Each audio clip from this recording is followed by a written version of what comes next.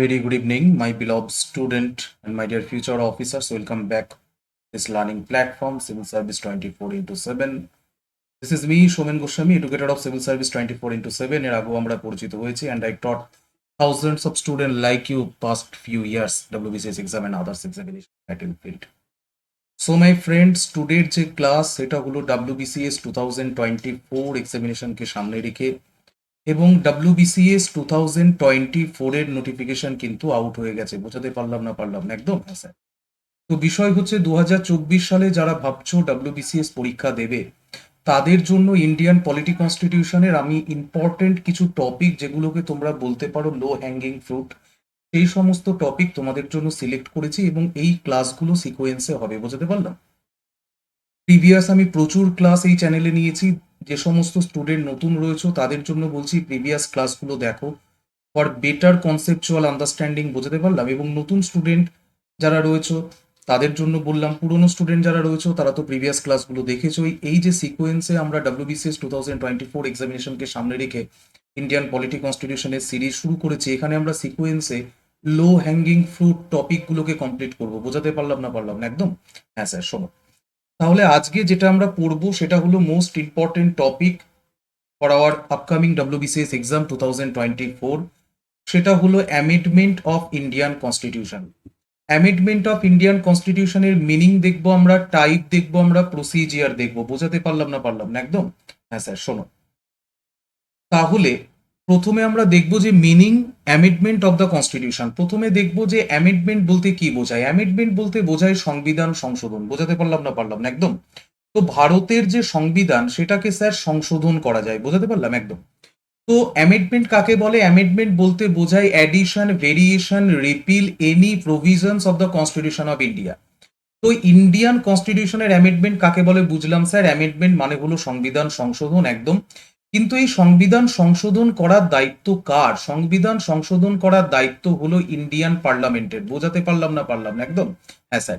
তো ইন্ডিয়ান পার্লামেন্টকে দায়িত্ব দেওয়া হয়েছে যে ডিয়ার পার্লামেন্ট, কোথায় দায়িত্ব দেওয়া হয়েছে? কনস্টিটিউশন অফ ইন্ডিয়ার তোমরা যদি দেখো part 20 of the Indian constitution. বোঝাতে পারলাম?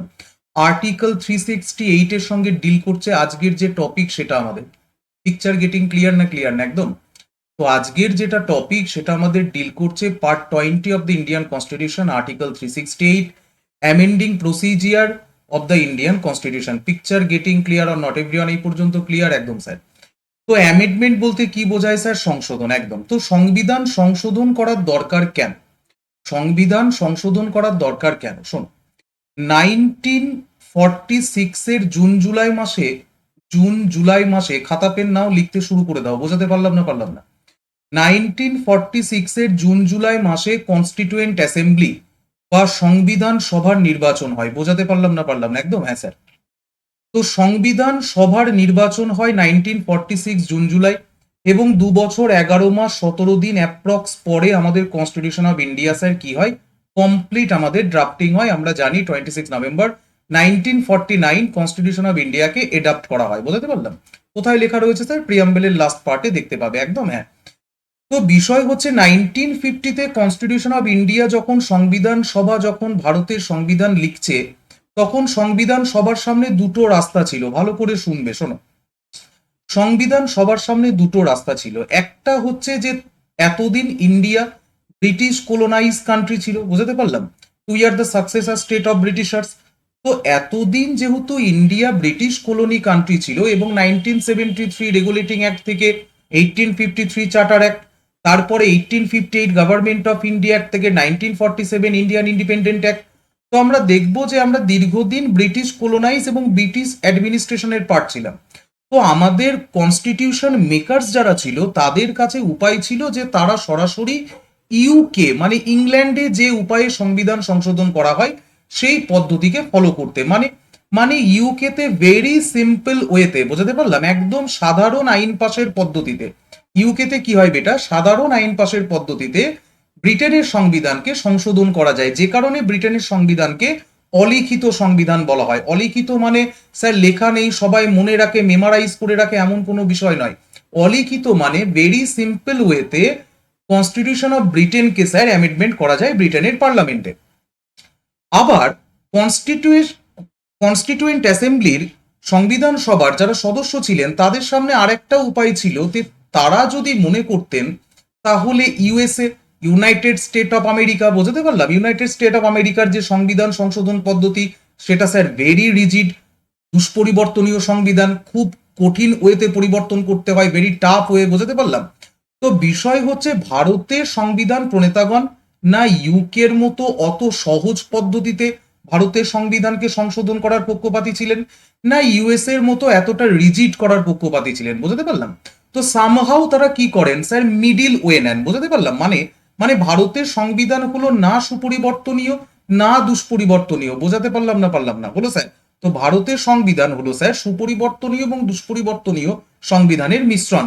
তো ভারতের সংবিধানকে এখন 1950-তে কনস্টিটিউয়েন্ট অ্যাসেম্বলির সামনে এটা কখনোই ভাবা সম্ভব ছিল না যে আজকে ইন্ডিয়া এইভাবে ডিজিটালি ডেভেলপ করবে, বোঝাতে পারলাম। তো ইন ফিউচার, বোঝাতে পারলাম, ইন ফিউচার সমাজ, অর্থনীতি, পলিটির সঙ্গে সামঞ্জস্য রেখে কনস্টিটিউশন অফ ইন্ডিয়াকে অ্যামেন্ডমেন্ট করা, সংশোধন করার যে দায়িত্ব, সেই দায়িত্ব সংবিধান প্রণেতাগণ দিয়েছে ইন্ডিয়ান পার্লামেন্টের হাতে। Part 20 of the Indian constitution, that is deal article 368। Picture getting clear? এই পর্যন্ত বোঝাতে পেরেছি? তো ভারতের সংবিধানকে অ্যামেন্ডমেন্ট করার দরকার রয়েছে, যে কারণে আর্টিকেল 368-এ কনস্টিটিউশন অ্যামেন্ডমেন্ট করার কথা বলা হয়েছে এবং পাওয়ার দেওয়া হয়েছে কাকে? স্যার ইন্ডিয়ান পার্লামেন্টকে। এই পর্যন্ত ক্লিয়ার হলো যে ভারতের সংবিধান কেন অ্যামেন্ডমেন্ট করার দরকার পড়েছিল? এই পর্যন্ত ক্লিয়ার? এই পর্যন্ত যদি ক্লিয়ার হয়, এবার আমরা দেখব যে ভারতের সংবিধান, ইন্ডিয়ান কনস্টিটিউশনকে যে অ্যামেন্ডমেন্ট করা যাবে সেই অ্যামেন্ডমেন্ট করার প্রভিশনস কোথায় দেওয়া রয়েছে।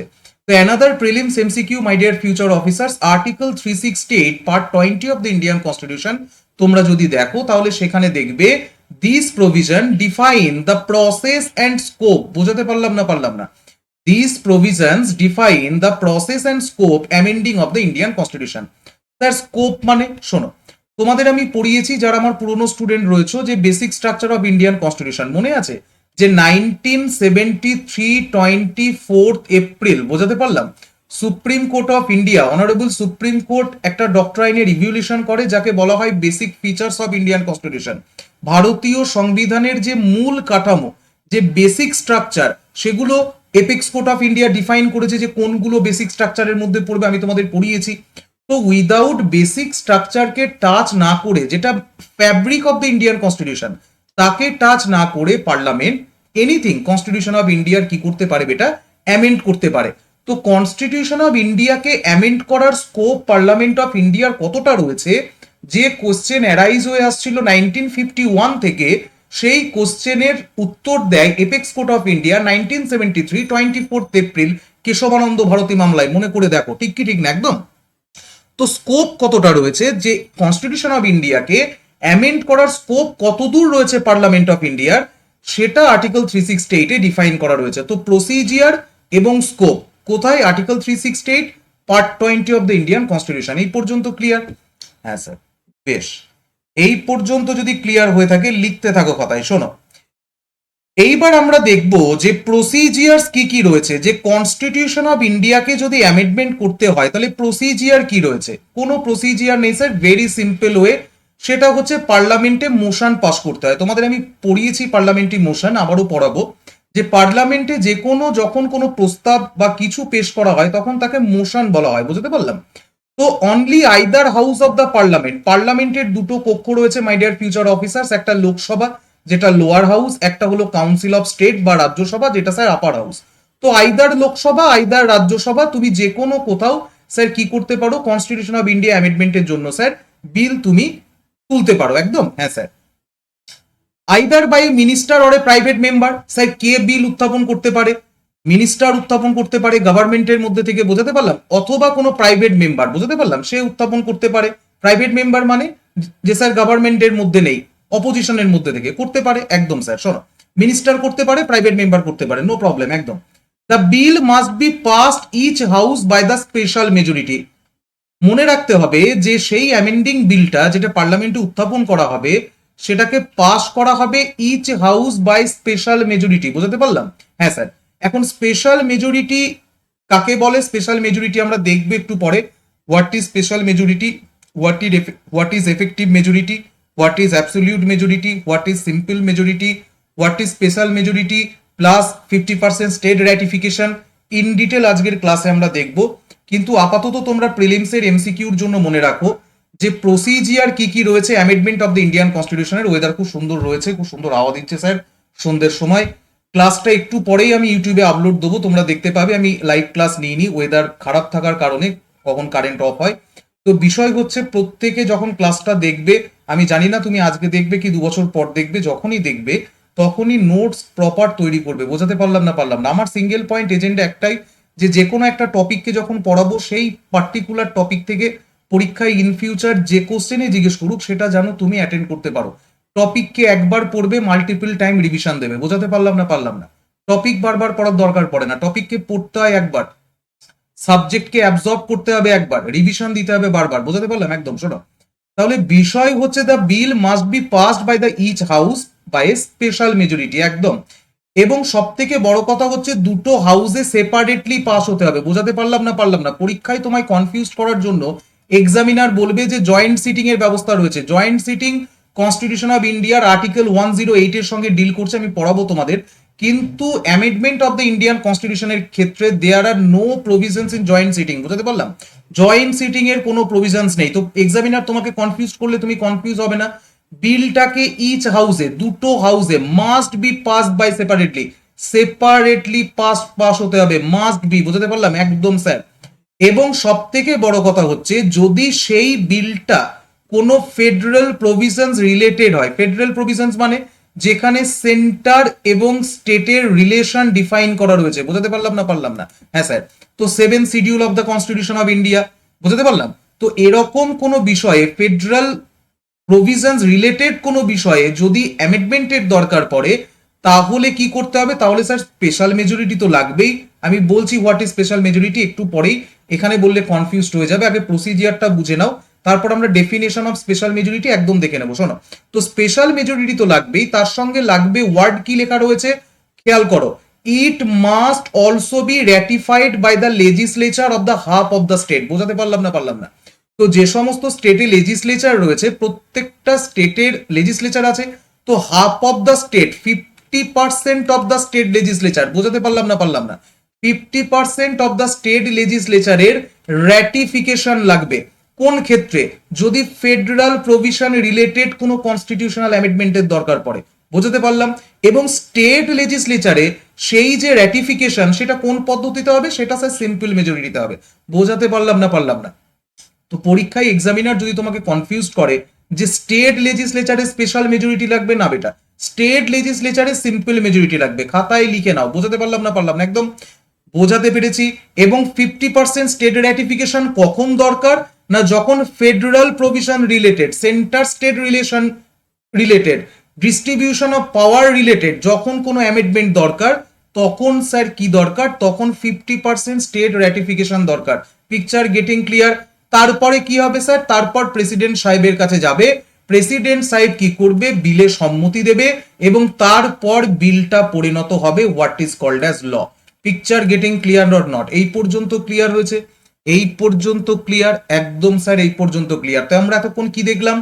আমরা এতক্ষণ দেখলাম কুইক রিক্যাপ 2 মিনিটে। শোনো, আমরা এতক্ষণ দেখলাম কাকে বলে, অ্যামেন্ডমেন্ট অফ ইন্ডিয়ান কনস্টিটিউশন কেন দরকার পড়েছিল, constituent assembly amendment of Indian constitution যে করতে হবে, কনস্টিটিউশনকে যে অ্যামেন্ডমেন্ট করতে হবে তার ক্ষমতা কাকে দেওয়া হয়েছে? পার্লামেন্ট অফ ইন্ডিয়াকে দেওয়া হয়েছে। অ্যামেন্ডমেন্ট বলতে কি বোঝায়? Addition, variation, repeal any provisions constitution of India. কিসের সঙ্গে ডিল করছে? Part 20 of the Indian constitution, article 368। এই পর্যন্ত ক্লিয়ার? তারপরে আমরা দেখে নিলাম স্যার প্রসিজিয়ার কি রয়েছে। আইদার দুটো হাউসের মধ্যে একটা হাউসে উত্থাপন করা যেতে পারে constitutional amendment bill, private member or public member, ministers or private member, যে কেউ উত্থাপন করতে পারে। বোঝাতে পারলাম? পাস হতে হবে দুটো হাউসে স্পেশাল মেজরিটিতে সেপারেট ভাবে। জয়েন্ট সিটিং এর কোনো প্রভিশনস নেই কনস্টিটিউশনাল অ্যামেন্ডমেন্টের ব্যাপারে। মানে কি? মানে ফোর্স ক্রিয়েট করা যাবে না। বোঝাতে পারলাম না? একদম। হ্যাঁ স্যার। এবং তারপরে কি হবে? যদি ফেডারাল স্ট্রাকচার রিলেটেড কোনো অ্যামেন্ডমেন্টের দরকার পড়ে তাহলে কি হবে স্যার? ফেডারেল স্ট্রাকচার রিলেটেড কোনো অ্যামেন্ডমেন্টের দরকার পড়লে স্পেশাল মেজরিটি তো লাগবেই, তার সঙ্গে 50% স্টেট র্যাটিফিকেশন লাগবে, তারপর প্রেসিডেন্ট সাহেব অ্যাসেন্ট দেবে, সম্মতি দেবে এবং তারপর সেটা লয়ে পরিণত হবে। আগে বলুন স্যার। শোনো, এইবার types of amendment of the Indian constitution. তো আমরা ফার্স্ট দেখবো what is simple majority. Simple majority কিচ্ছু না, ধরে নাও এটা পার্লামেন্টের আমি লোকসভা তোমাদের হাইপোথেটিক্যাল একটা এক্সাম্পল দিয়ে বলছি। ধরো লোকসভায় মেম্বার রয়েছে 500 জন, বোঝাতে পারলাম?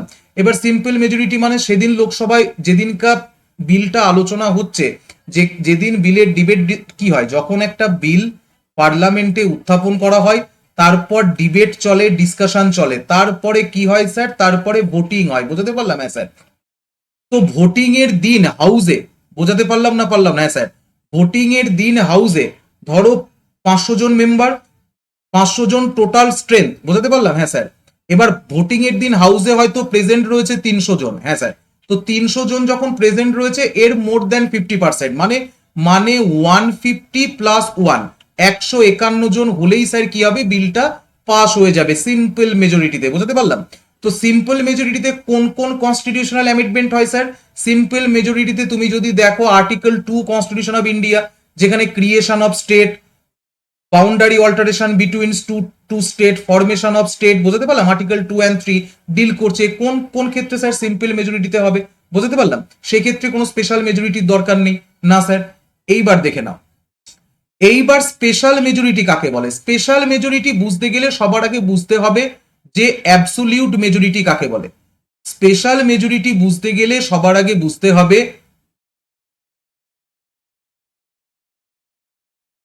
অ্যাবসোলিউট মেজরিটি কাকে বলে। তো অ্যাবসোলিউট মেজরিটি কাকে বলে আগে বুঝে নাও। শোনো, ধরো এটা লোকসভা, বোঝাতে পারলাম? হ্যাঁ স্যার। তো লোকসভার ধরো টোটাল স্ট্রেংথ তোমার রয়েছে 500। আমি একটা হাইপোথেটিক্যালি এক্সাম্পল দিচ্ছি বোঝানোর জন্য। 500 টোটাল স্ট্রেংথ রয়েছে। তো অ্যাবসোলিউট মেজরিটি মানে টোটাল স্ট্রেংথের মোর দ্যান 50%, টোটাল স্ট্রেংথের মোর দ্যান 50%, মানে মানে 500 50% কত স্যার? 250। 250 প্লাস 1, 250 প্লাস 1 হয়ে গেল sir absolute majority. Picture getting clear or not? তো স্পেশাল মেজরিটি কি? স্পেশাল মেজরিটি মানে অ্যাবসোলিউট মেজরিটি মানে টোটাল স্ট্রেংথের মোর দ্যান 50%, 50% প্লাস 1, বোঝাতে পারলাম? তার সঙ্গে প্রেজেন্ট অ্যান্ড ভোটিং 2/3, বোঝাতে পারলাম? 2/3 প্রেজেন্ট অ্যান্ড ভোটিং। কি sir, what is 2/3 present and voting? শোনো, ধরো টোটাল স্ট্রেংথ পার্লামেন্টের 500 জন, তার মধ্যে 50% প্লাস 1 অ্যাবসোলিউট মেজরিটি হয়ে গেল।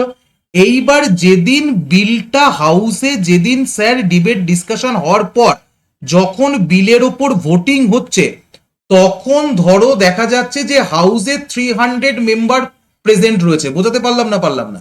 তো এই 300 মেম্বার যে প্রেজেন্ট রয়েছে, 300 এর 2/3 প্রেজেন্ট অ্যান্ড ভোটিং লাগবে, তবে সেটা স্পেশাল মেজরিটিতে পাস হবে। বোঝাতে পেরেছি না পারিনি? স্পেশাল মেজরিটি কি ক্লিয়ার হলো? সিম্পল মেজরিটি কি ক্লিয়ার হলো? অ্যাবসোলিউট মেজরিটি কি ক্লিয়ার হলো? আর এফেক্টিভ মেজরিটিতে কি হয়, ভেকেন্ট সিটগুলোকে ছেড়ে দেওয়া হয়। বোঝাতে পারলাম? এই পর্যন্ত ক্লিয়ার হয়েছে না হয়নি? এরপরে আমরা দেখব যে amendment by special majority of the parliament and ratification. Word খেয়াল করো, ratification of half of the state legislature. কোন ক্ষেত্রে? যদি দেখা যায় যে ফেডারাল স্ট্রাকচার রিলেটেড কোনো অ্যামেন্ডমেন্টের দরকার রয়েছে, যেখানে দেখা যাবে যে সেন্টার স্টেট রিলেশন, বুঝতে পারলাম? সেন্টার স্টেট রিলেশনের ক্ষেত্রে কোনো কনস্টিটিউশনাল অ্যামেন্ডমেন্টের দরকার পড়েছে, সেখানে স্পেশাল মেজরিটি লাগবে। স্পেশাল মেজরিটি মানে আমি একটু আগেই বুঝিয়ে দিলাম আগের স্লাইডে। স্পেশাল মেজরিটি মানে sir absolute majority. Absolute majority মানে টোটাল স্ট্রেংথের মোর দ্যান 50%, তার সঙ্গে হাউসে প্রেজেন্ট রয়েছে যতজন মেম্বার, তার 2/3 প্রেজেন্ট অ্যান্ড ভোটিং। বোঝাতে পারলাম?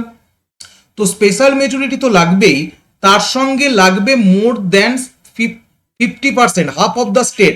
তো যতগুলো স্টেটে লেজিসলেচার রয়েছে তার 50% স্টেট লেজিসলেচারের র্যাটিফিকেশন লাগবে সিম্পল মেজরিটিতে। স্টেট লেজিসলেচারে সিম্পল মেজরিটিতে তুমি করতে পারো, কোনো অসুবিধা নেই। স্টেট লেজিসলেচারে সিম্পল মেজরিটিতে তুমি করতে পারো, কোনো অসুবিধা নেই, কিন্তু হাফ অফ দ্য স্টেটের র্যাটিফিকেশন লাগবে যদি centre state relation, distribution of power, 7 schedule related, federal structure related কোনো অ্যামেন্ডমেন্টের দরকার পড়ে। তো আমরা আর্টিকেল 368 এর অ্যামেন্ডমেন্ট দেখে নিলাম, সিম্পল মেজরিটি দেখে নিলাম, special majority plus 2/3 present and voting দেখে নিলাম, তার সঙ্গে দেখে নিলাম special majority plus 2/3 present and voting এবং 50% হাফ অফ দ্য স্টেটের র্যাটিফিকেশন। পিকচার ক্লিয়ার অর নট এই পর্যন্ত? হ্যাঁ স্যার, এই পর্যন্ত ক্লিয়ার হয়েছে একদম। তো আজকের ক্লাস এই পর্যন্তই বেটা। এই যে টপিকটা আমরা পড়লাম, today's topic amendment of the Indian constitution, that is deal article 368 constitution of India part 20 of the Indian constitution. এবং এই ইন দ্যাট পার্টিকুলার টপিক থেকে ইন ফিউচার পরীক্ষায় যে কোশ্চেনই জিজ্ঞেস করুক তোমরা কিন্তু করতে পারবে। তো what is the procedure amendment of Indian constitution, যেটা আর্টিকেল 368 এ বলা রয়েছে, আজ আমরা ইন ডিটেল দেখে নিলাম। সিম্পল মেজরিটিস কি, স্পেশাল মেজরিটি কি, এফেক্টিভ মেজরিটি কি, অ্যাবসলিউট মেজরিটি কি, special majority plus 50% state ratification কি। Picture getting clear? একদম। Take care, God bless you, thank you. রাত্রে ক্লাস রয়েছে, পড়াবো amendment of the Indian constitution, প্রত্যেকে জয়েন করে নেবে। রাতের ক্লাসটা লাইভ নেবো, কেমন? Take care, thank you.